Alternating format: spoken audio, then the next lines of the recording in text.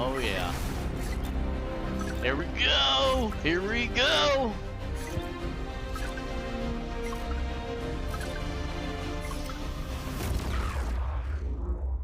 Here we go! Thanks for tuning in, y'all. It's like Joe! many of you, I've been playing games as long as I can remember. They're a core part of what makes me who I am. I believe there's this deeply rooted, often unstated mission of games to keep adventure alive. In 2014, Bungie set out to start a new adventure. Heroes awakened on a desolate planet. A silent god set in our sky. And it wouldn't be long before an ancient enemy, shrouded in darkness, showed up at humanity's door to destroy us. Over the years, our heroes would shape a story far greater than anything we could have imagined. Players would explore deep into the depths of Venus, hunting a machine god that controlled time itself. They'd invent ways to combine their mythic weaponry and their paracausal abilities to stand alone against monsters that took others an entirely squad. They'd race alongside their friends far into the early morning in the halls of an ancient city where only a select few emerged victorious at dawn, clutching the heart of a dragon. But most importantly, they'd bring their friends and their family into this world, and together meet new faces on this adventure. Oh, that was when they did the live action. That was cool. Companions. Now, together, we approach the final shape. We're about to embark on the last expedition of Destiny's first saga. So let's be clear about the stakes. In the final shape, you will go inside the Traveler. The journey will be difficult. And what awaits you on the other side of this trek is nothing less than the deadliest entity we have ever faced. There will be no open betas. There aren't going to be any guides on the internet telling you how to handle what's to come. Whether you've been with us from the beginning, joined us somewhere along the road, or are looking at Destiny for the first time, anybody who shows up on launch day is going to be greeted with this same uncharted world, a vacuum-sealed experience begging for you to be the first person to peel it open. So today is your invitation to go forth and adventure. Oh, I'm getting chills. I'm getting fucking chills!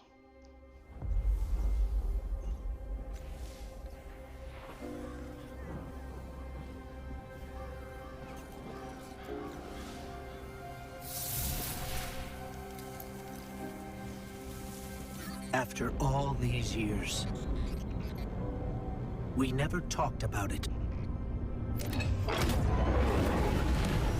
Why I brought you back.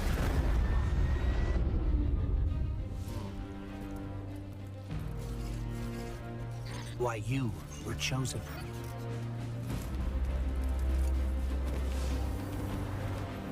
Wow.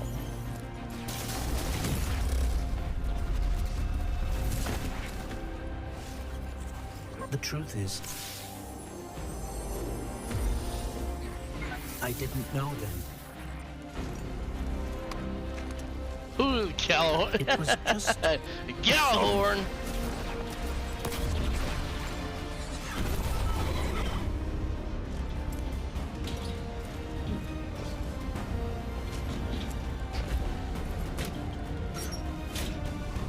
But I know now.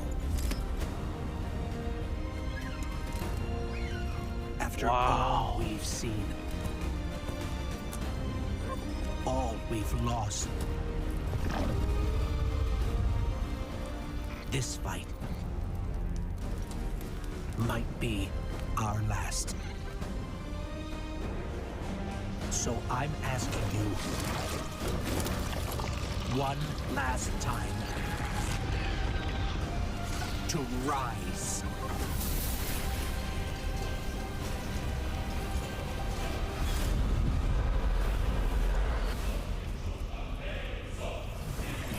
What is that? What? Bro! Did I literally just see a guardian wielding a frickin' axe? What? This is a momentous time in Destiny history. We've been building to this moment for the last 10 years. The final shape is the conclusion to that journey. This is a moment in gaming that, as a developer, you just don't get very often. Guardians and allies are fighting the biggest threat that the universe has ever seen in this big culmination of the Light and Darkness saga.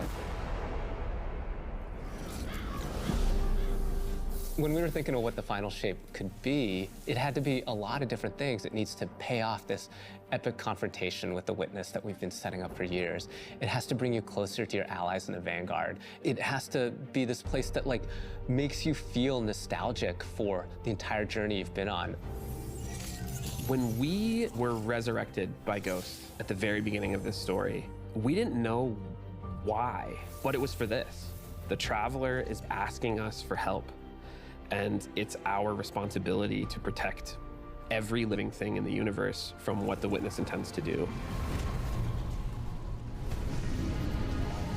When we first start the final shape, we are finally able to go through the portal that the Witness opened in the Traveler at the end of Lightfall. Inside is the Pale Heart of the Traveler. That is the stage for our showdown with the Witness. The Witness has the darkness. It has always had a connection to it. The Pale Heart of the Traveler is what it's trying to use to gain connection to the light. So with both, it can enact its final shape. The Witness looks around and sees a lack of purpose, no meaning. It wants to fix all that. So it's trying to put the universe into this frozen perfection where everything's just exactly how it thinks it's supposed to be. That is the final shape. If we're going to defeat the Witness, it's going to take everyone. Failure is not an option. We're gonna need the Vanguard, all of our allies, Oh my and all God. the Guardians to rally together and be brave in the face of oblivion. Look at In the that. final shape, we're going to answer questions at the grandest scale. But what I find really interesting is that it's also a very personal journey where we deepen our relationships with these characters that we've known for so long. Zavala, Ikora, our Ghost, get to Right. reconnect with Cade 6. So, while there's this great conflict and everything going on around us and stakes of just unimaginable heights, it's still at the end a story told around campfires by a bunch of companions who have been fighting together for hundreds of years.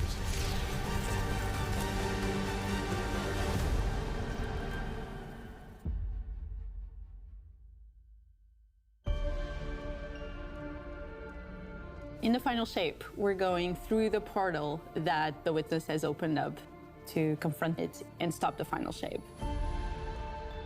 Inside the Traveler is this infinite, vast, unknowable, and we're landing on the Pale Heart, which is a fraction of really what is inside the Traveler. Wow. The Pale Bro. Heart is weird. It's a little strange. It makes you feel a bit uncomfortable.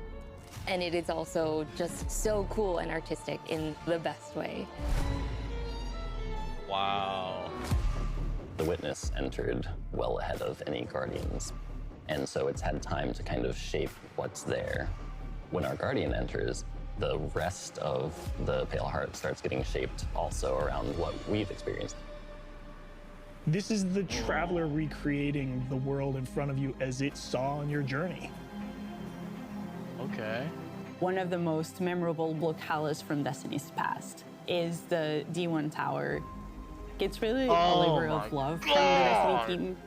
The final shape means so much to everyone who's building it, and I think players are really going to be able to see that. Look at that! The Pale Oh Heart my is God! our The very original first linear tower destination that we've ever done.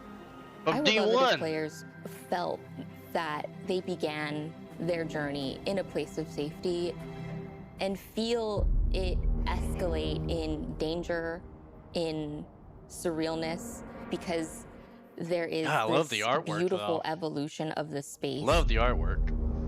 They see things that are more and more wrong as they begin to go towards the Witness's monolith. It's kind of this omnipresent, foreboding thing off in the distance.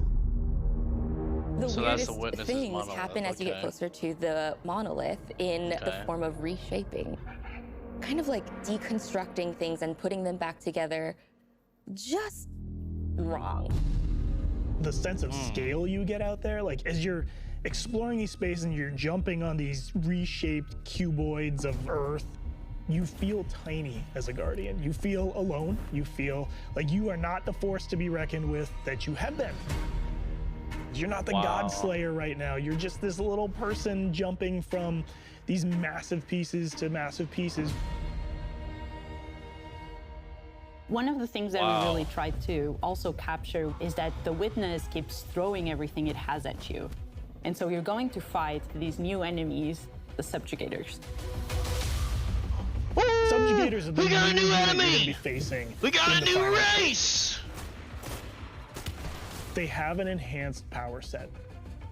They're performing stasis powers and strand powers to face the Guardian. They're in support of all the other enemies you're fighting too. They bring something entirely new to the battlefield, which is kind of this element of control. They're back there pinging away with stasis abilities, throwing crystals at you, freezing you in place. Yes! Oh, we We're got a new focusing race. We got a on new alien race. the Let's campaign, frickin' the go! campaign. It's the most important thing in the universe at that moment. You have to stop the final shape from happening. And for that, we do need the help with our allies. And so we're going to make sure that the core Vanguard team gets back together. Zavala and Ikora and Cade. The campaign is just the start of the Pale Heart. After you've reached the monolith and finished the campaign, we open up the entire destination. And so the entire Pale Heart is going to react to you and what you are doing.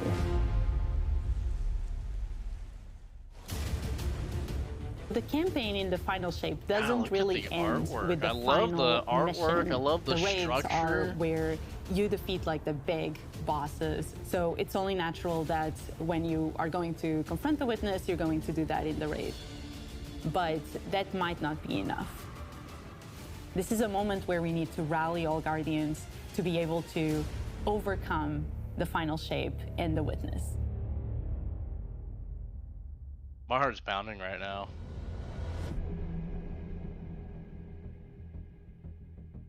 In the final shape, we are inside the Traveler, very close to this energy. This allows us to have new supers, Arc, Solar, Void. We want to create something that turns you into an offensive powerhouse, but also can benefit your allies in a support capacity. There is this thread of team play and like working with your friends to overcome the odds.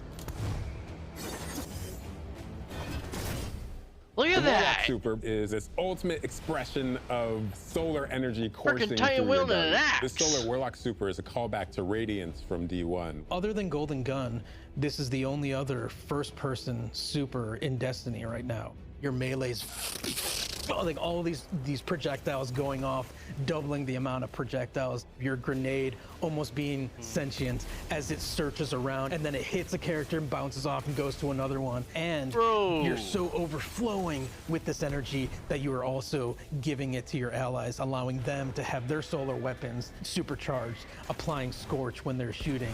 The new Solar Nice. Warlock aspect. When I cast my Rift, it is going to create this little solar soul that when it sees an enemy, it launches part of itself out and hits the enemy and explodes and scorches them. It just feels very alive. Twilight Arsenal. It's a layered super. This is the only ranged one-off offensive super for Titans in the game. The Titan jumps up into the air, summons this giant void axe, throws it, summons another one, throws it, summons another one, looks at a different group of enemies, throws it.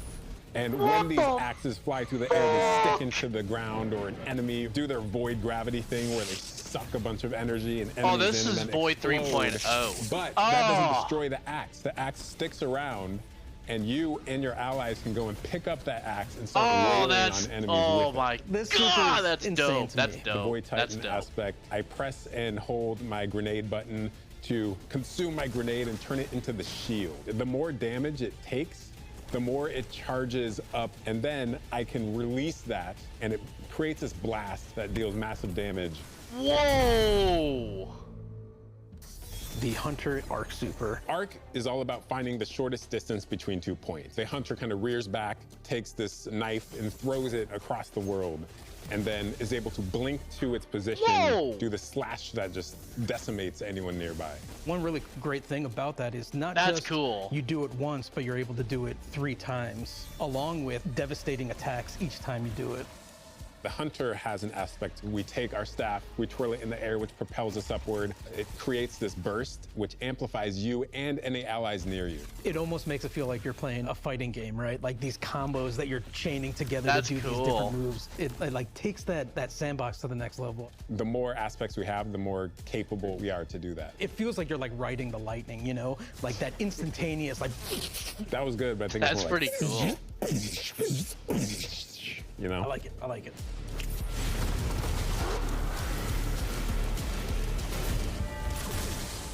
Weapons team has been working on all sorts of goodness. We've got exotics, we've got legendaries, we've got perks. We're always cooking up stuff. We're always playing with stuff that we think is like really interesting or taking inspiration. We have Tessellation, which is this exotic pyramid fusion rifle. It has the really intriguing property of adapting your Guardian's current damage type. This will be the first time that you can run a weapon that can adapt to be strand or stasis in the energy slot. Oops, so you'll sorry, be able to sorry, run an sorry. entirely strand or entirely stasis loadout.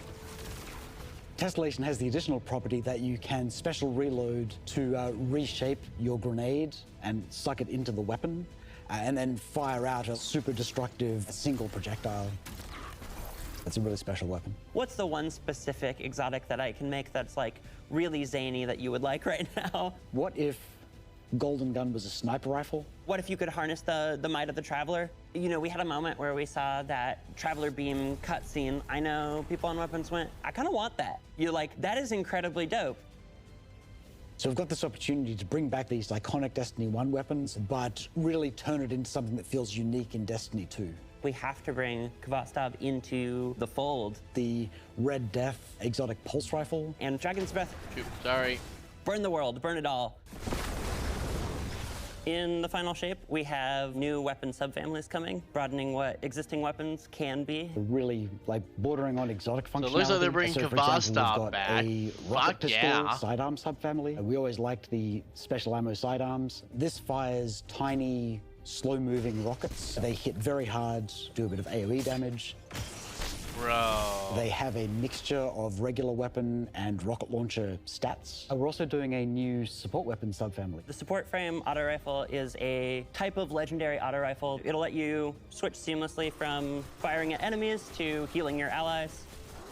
I'm really excited to bring it to dungeons and keep my team alive, honestly. The weapons team is always coming up with new ideas. We've got a ton of new cool stuff coming over the next few years, and some new and really wild ideas, which we're pretty excited about.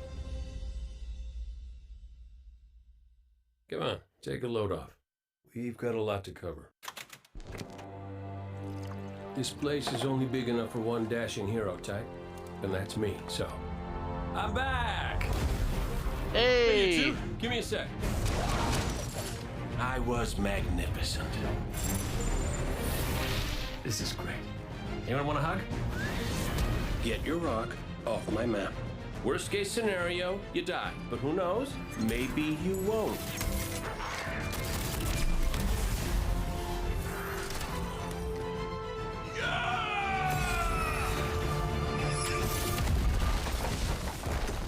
Well, better get back to it.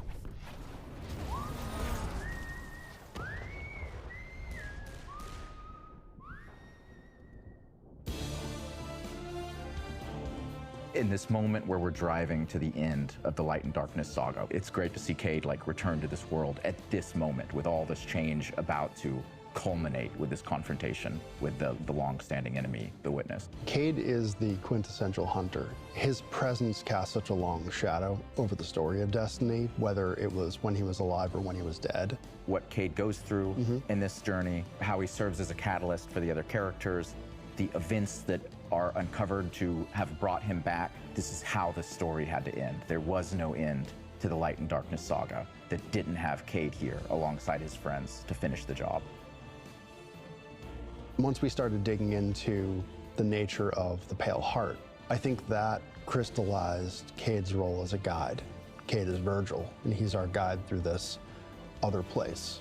Cade is the one who is the most appropriate person to be the guide, because that's his job. That's always been his job.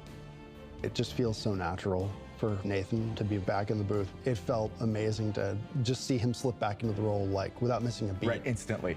In the flesh, or metal, as it were. Cade's the glue that's always held Zavala and Ikora together. Having him back puts them in a position of questioning where they've been and what they've done without him. You think about the journey that Zavala's been on and how he's been taken down this dark path, and you think about the weight that's been on Ikora, having to hold the Vanguard together, having Cade's voice of levity and brightness that he brings to that group. I think is going to be great for them. Well, at least we have each other. We want people to take away that sense of reunion and that idea Man, of Cade's like frickin' the gang being back. back together for this moment. I'm here now. Wherever the hell here is.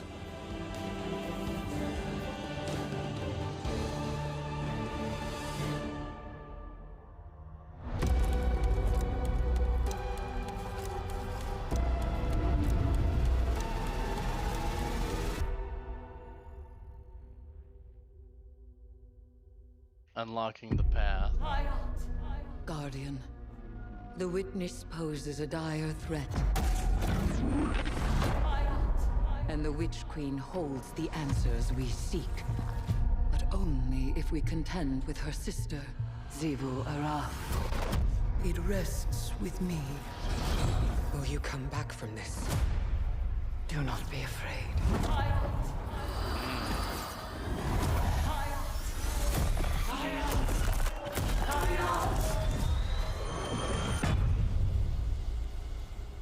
Bring me your tithes. What the? You now wield Hive magic and have entwined it with your light. Assault the Spire, Guardian, and open the way to our tithes. Whoa! Let them know. Whoa! The deck of whispers, and they do whisper. Fight in my name, Guardian. Every opponent you defeat strengthens me.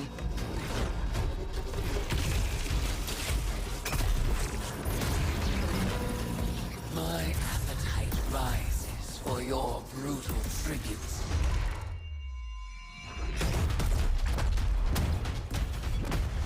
Let us show her what it is to be Hive.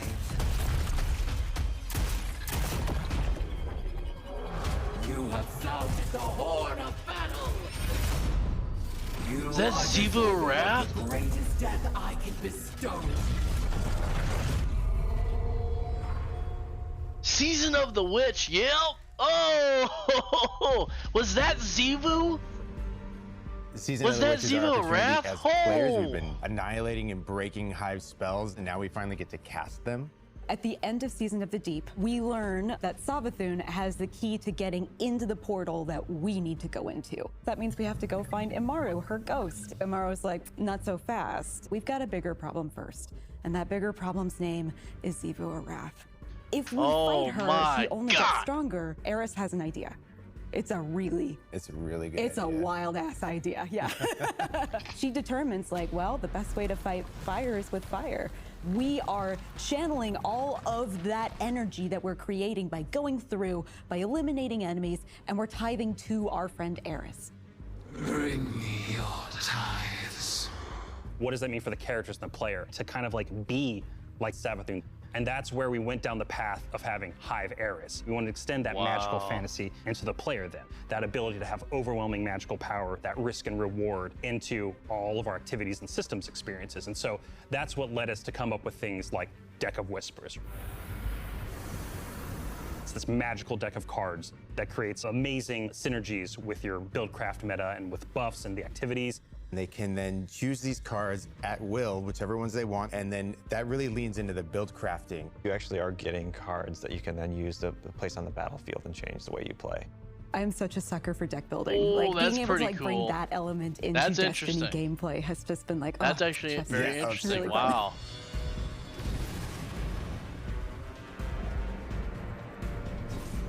So we've got 2 brand new seasonal activities coming with Season of the Witch. We've got Altars of Summoning and Savathun's Spire. Savathun's Spire is our new 3-player offensive. You're doing a lot more with the Lucent Hive magic, but it's got a high amount of combatant density. It's got additional random encounters that you can come across. The Witch's Spire itself, Savathun's Spire, was like her reliquary for all these different magical experiments as she was learning the light. You're there in order to learn as much as you can in order to become a master spellcaster, right? To become like Savathun.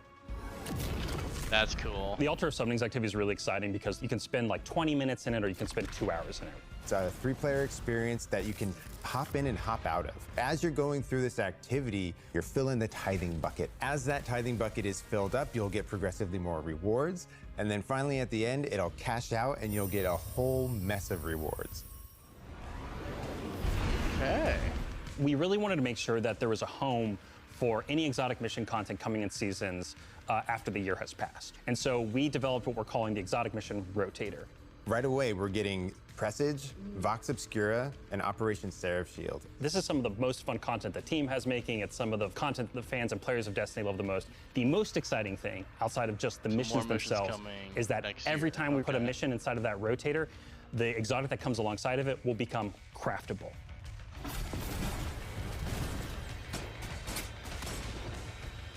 With Season of the Witch, we have a brand new Vex lo-fi PvP map coming. It's really exciting. It's got a bunch of really tight gameplay experiences. We wanted to make sure that we focused the combat a little bit more. With the new Vex network map, we really wanted to make sure we hit is like, hey, you're shoulder to shoulder more often. There's not as much deep sight lines that you're interacting with. And a lot of the flow of the map is actually built around this like kind of central pillar of the Vex network that you're orienting around. And there's also some modes coming too, right?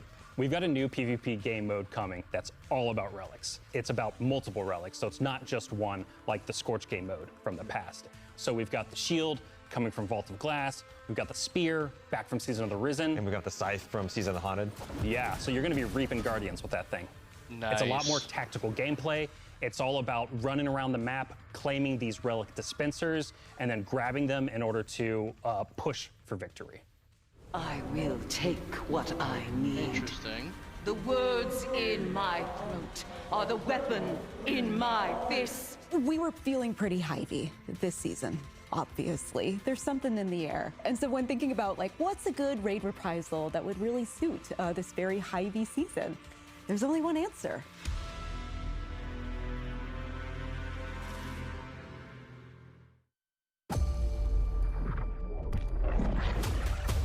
Hey! I have seen what the Hive call a god.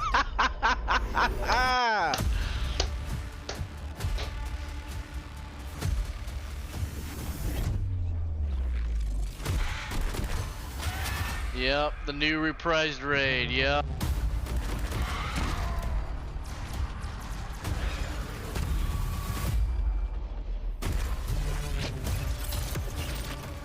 Only a true weapon of the light can stop his wrath.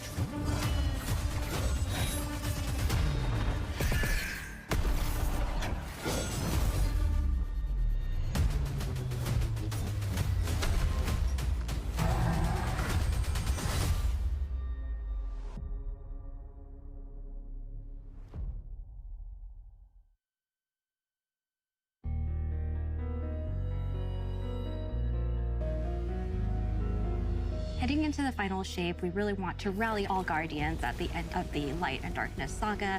We want to reduce those power barriers as well as catch people up on key story beats and make sure that they have a really great and easy time connecting with other players. In the final shape, we're trying to find ways to make power more simple and easy to understand and also lowering the barrier to entry. It's going to make it easier for players who have not been able to jump into game easily because they were held back by the challenges in grinding for the power levels that are required by these different activities. One of the major changes that's going to be happening starting with the final shape is there are going to be a certain number of activities that are going to be power fixed. So it doesn't matter kind of what power level you are going into it, you're always going to be able to approach it. There's still going to be tiers of difficulty that you can do, things that are just meant to be experienced a certain way. Things like Nightfall strikes that will still have power enabled, and that's where we're really going to focus the whole power climb. The raids, the contest modes that everybody loves to engage with, that experience is fundamentally going to be staying the same. I'm excited for this because I think there will be a lot more clarity for players in terms of understanding the relative difficulty of things, where they sit now in the spectrum. One way that we're trying to do that is making it easier for new players to engage with you. So we're introducing something that we're calling Fire Team Power. You can actually bring your friends along to play any dungeons and raids in the game without having to wait them to be at a certain power level. The person with the highest power in your fire team is actually going to bring all the others close to their power level, which means that there's no barriers really for any other Guardian to join you in this high-level content. When it's combined with Fire Team Finder, it also allows you to find strangers, people you've never played with before, and have that same experience. That's all regardless of the power level of you and the rest of the people in your fire team. Fire Team Finder is the new feature that's coming in Season 23, aimed at helping connect and find other people to complete the best and most aspirational content in Destiny. We have a tag system that allows players to be able to say, well, this is my play style. I'm really chill. I'm anti-sweat. I'm just really here to have a good time.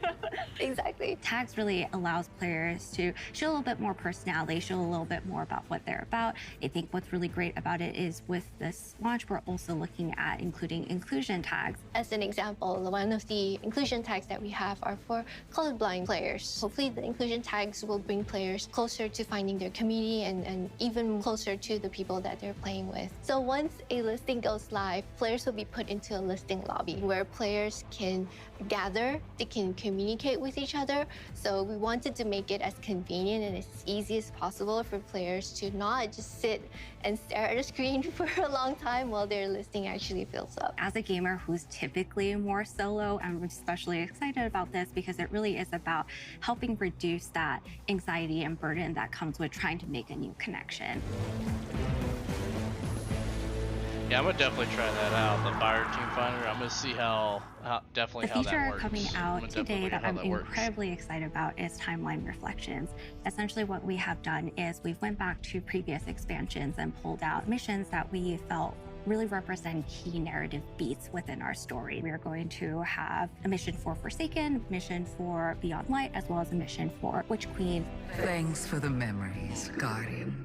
The neat thing about these missions is they're not going to be like one-to-one for how you would experience them in the campaign. You're also going to get additional pieces of narrative fed to you to like identify like, hey, this is why it's important that this happened, and here are the people you met along the way. A really big one that's really timely for Final Shape is Cade's last stand from Forsaken. This is a moment that a lot of players, new and old, are going to come back to Destiny. I think this is just the right time to introduce features that are going to allow those players to jump right in and find people to play with and enjoy this content regardless of their power level.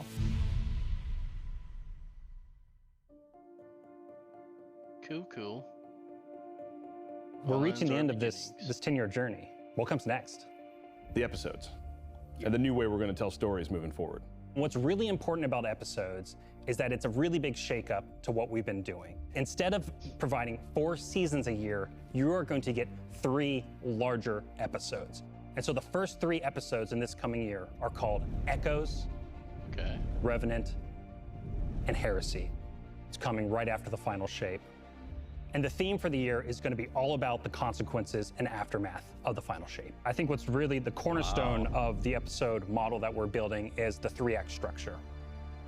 The acts act as these anchors for us to introduce new weapons, new artifact mods, new activities. There's going to be new missions coming around the core. There'll be new story moments in every single one of these acts. We're actually providing more cinematic styled experiences throughout the Final Shape year and the episodes with it than any of the seasons we've ever developed before. It actually seems better than playable seasons. as standalone. Like Episodes each episode actually does seem, is something you can experience. It actually does look whether better you've been than playing seasons. Destiny for 10 years or this is your first one.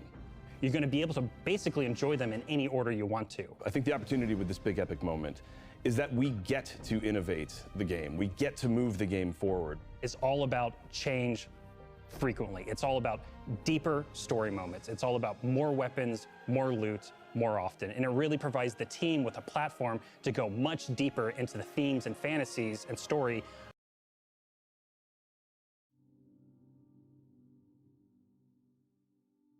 Uh-oh. Any individual episode as compared to the seasons you know of today. Oh, okay. I'm so excited to see what the Okay. narrative team can do with this kind of new platform of storytelling. Episodes provides this awesome foundation for the future of Destiny. We're moving into the next stage of Destiny 2. I think some people look at the final shape and they think Destiny 2 is coming to the end. And in many ways, it's the opposite. We're leaning in. We're putting the pedal to the metal. Episodes provide us a new, innovative way for players to engage with Destiny 2 throughout the year.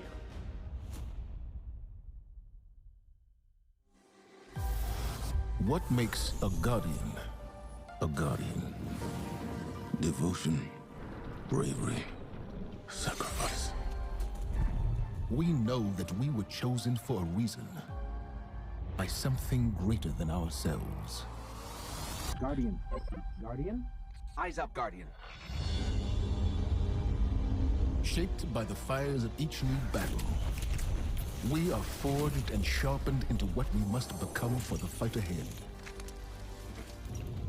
We are the final line that halts the second collapse. All of us. Every Titan. Every Warlock. Every Hunter. What is it the Guardians say? Devotion inspires bravery. Bravery inspires sacrifice. Sacrifice leads to death. The line between light and dark is so very thin. Let's cross it together.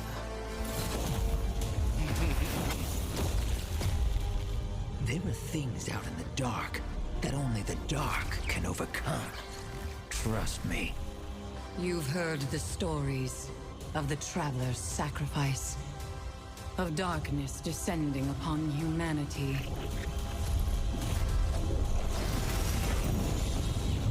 Our purpose is its end.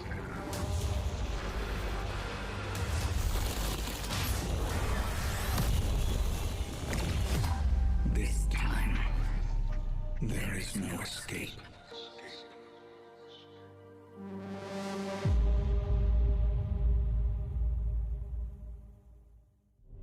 It's going to be an exciting year for Guardians. We get to make good on a promise that we made way back in 2014. There was classic rock blasting, a fire team racing across our solar system, and at the end, a simple message: become legend. Today, you got a glimpse at how we'll be cementing your legend in this upcoming year. We're going to be heading inside the Traveler, experiencing a destination unlike anything we've ever built before. We'll face the biggest bad we've ever made, and we'll do this all alongside a streamlined progression system, allowing us to easily play with friends in any content in the game. And as the dust settles in the final shape, we're going to continue our legends in Echoes. It's Destiny's first episode in a new phase of storytelling for Guardians, with brand new conflicts born from the resolution of the Light and Darkness saga. These first episodes are just the beginning. But if you're chomping at the bit to see how the Light and Darkness saga is going to kick off the future of Destiny 2, we've got a ton of great content for you to jump into today.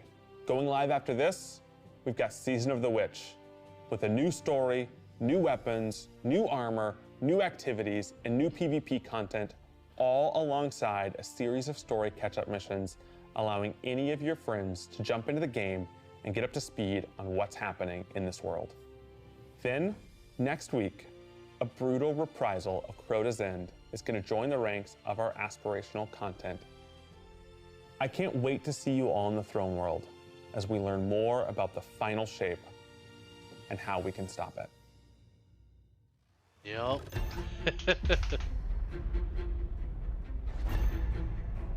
Oh, yes.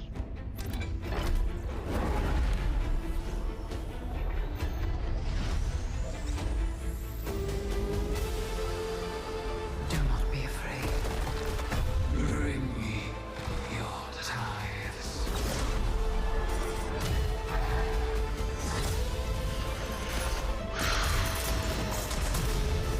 After all these years, all we've lost, this fight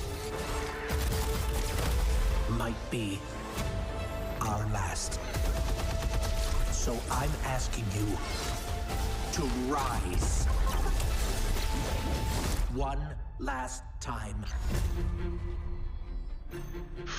Oh.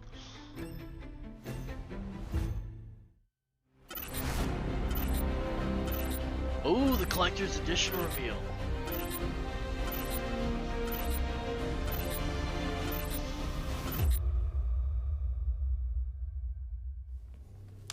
When we create a collector's edition, we try and recreate items from the universe for players to enjoy outside of the game. So this year we're doing a Destiny 1 tower.